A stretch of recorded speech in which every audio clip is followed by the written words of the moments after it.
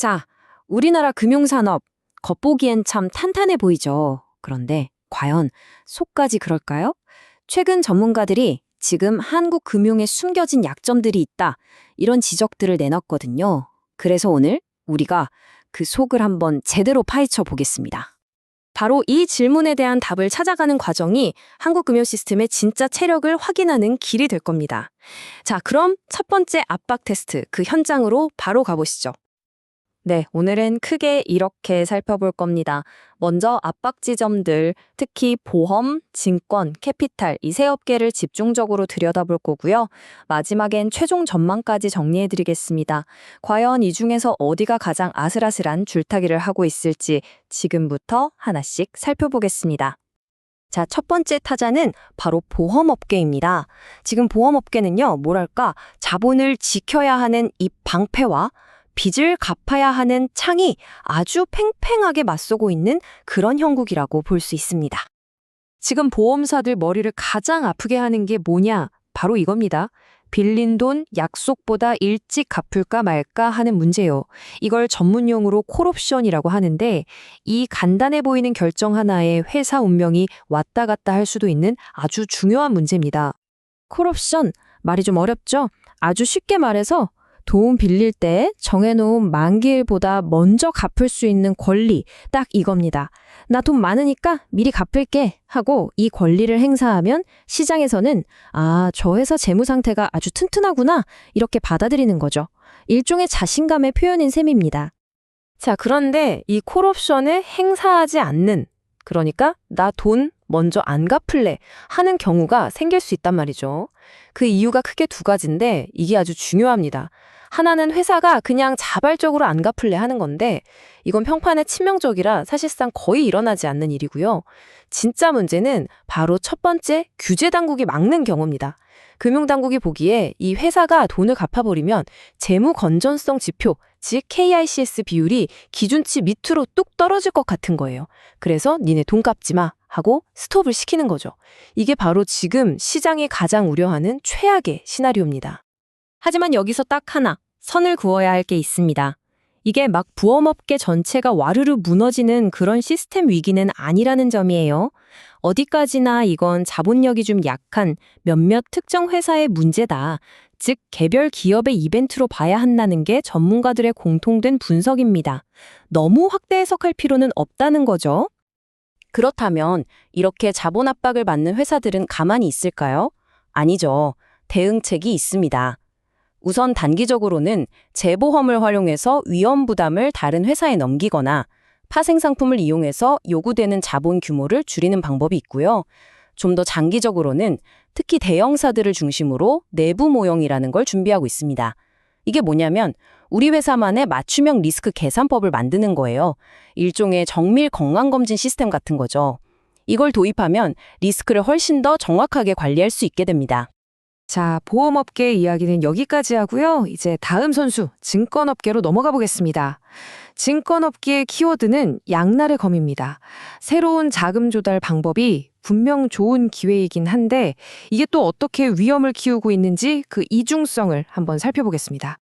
요즘 증권사들이 돈을 끌어모으는 새로운 무기가 생겼습니다. 바로 IMA 그리고 발행어음이라는 건데요. 쉽게 말해서 증권사가 직접 운용하는 고수익 예금 통장, 뭐 이런 느낌으로 생각하시면 됩니다. 이걸로 돈을 모으니까 자금 조달 창구가 다양해져서 좋죠. 하지만 동전의 양면처럼 단점도 명확합니다. 이렇게 모은 돈의 일부는 의무적으로 위험성이 높은 벤처 캐피탈 같은 곳에 투자를 해야 하고요. 또 돈을 빌려온 기간이랑 투자한 기간이 안 맞아서 소위 만기 미스매치가 발생할 수도 있습니다. 이게 다 리스크죠. 이렇게 기회와 위험이 공존하는 아주 역동적인 상황 속에서 시장의 관심은 이겁니다. 과연 어떤 대형 증권사가 이 기회를 발판 삼아서 신용등급이 올라갈까 하는 거죠. 현재 전문가들이 등급 상향 후보로 가장 유력하게 보는 곳은 바로 두 곳입니다. 메리츠증권과 키움증권. 두 회사 다 최근 실적이 정말 좋았거든요. 그런데 넘어야 할 산도 뚜렷합니다. 메리츠증권 같은 경우는 부동산 관련 리스크, 특히 아직 해결되지 않은 홈플러스 건이 발목을 잡고 있고요. 키움증권은 사업 포트폴리오가 너무 주식 위탁 매매, 그러니까 브로커리지에 쏠려 있다는 점이 약점으로 지적됩니다. 자, 이제 마지막 주자입니다. 바로 캐피탈 업계. 이쪽은 지금 기존의 주력 사업이 성장 한계에 부딪히면서 새로운 먹거리를 찾기 위해 정말 필사적으로 움직이고 있습니다.